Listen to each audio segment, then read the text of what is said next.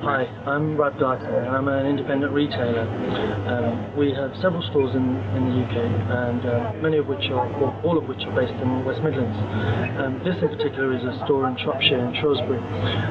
We trade under the Nisa brand, and we have a fantastic relationship with Nisa. Part of what I do is not just for the benefit of our own business, but I like to do as much as we possibly can to experiment or to work with the industry on the whole to see how we can gain competitive advantage over the multiples.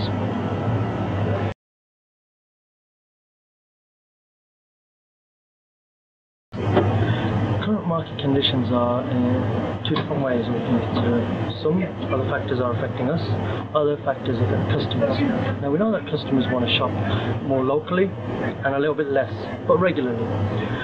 And at the same time, when they do that shop, what they want to get is a similar experience that they get in a supermarket. So in terms of price, they're very price conscious and they want to get the same promotions.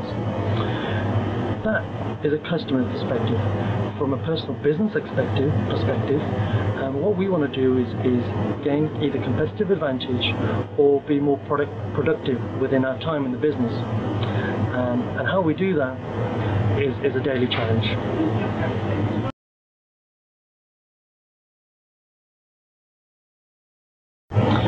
Retail technology has obviously been about for decades. It's been incredibly important across the board. Usually it's always been about EPOS. However, times have changed, technology is cheaper, and we can implement it in more different ways, some of which can enhance the business, others can enhance the efficiency or the productivity. Personally, I'm a big fan of all types of technology, but when it helps my business, it's got to be more useful.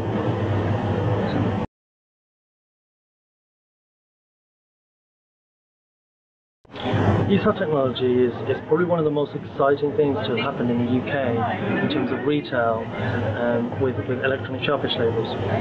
We know they've been about for decades within European countries or even Eastern Europe and Far East. However, in the UK, I think we've yet to get our heads around it, but I think we've found a solution. And the reason why I think it's really interesting and exciting is because the amount of options we can execute with a very small label on a shelf.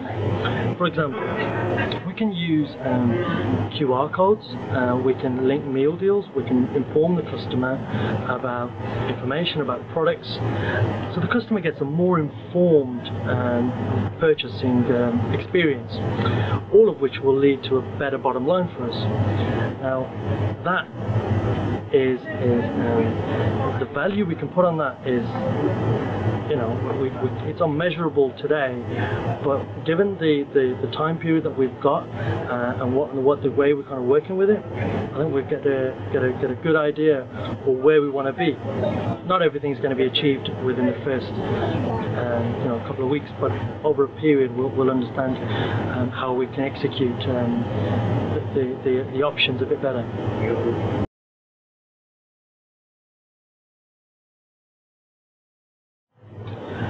Yeah, Nisa has been the first one to take up the opportunity to have ESOL labels, and unfortunately for us, we're doing it. And I think it's basically because of the fantastic team that Nisa have at their head office in Scunthorpe.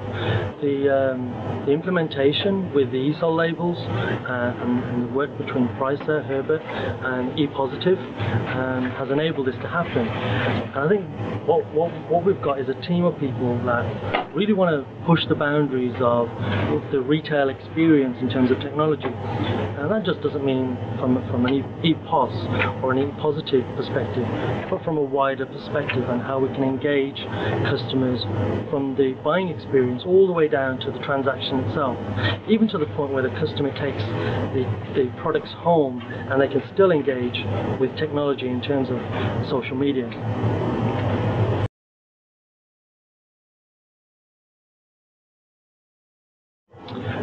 Well, the Herbert team, well, which include Raj and his team, came out to see me many months ago.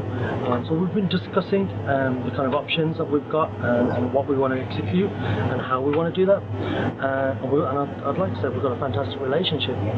They've worked with us, they've understood our business, and I think that was the most important. It's easy to go in and stick anything on a shelf.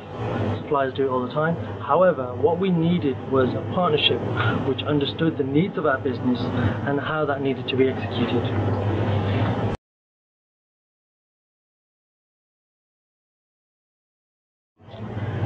Our plans for the future are far and wide.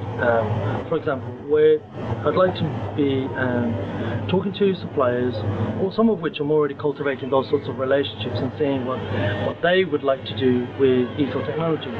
The problem we have is, how do you explain what an opportunity that we have in terms of ESOL and where the realms end?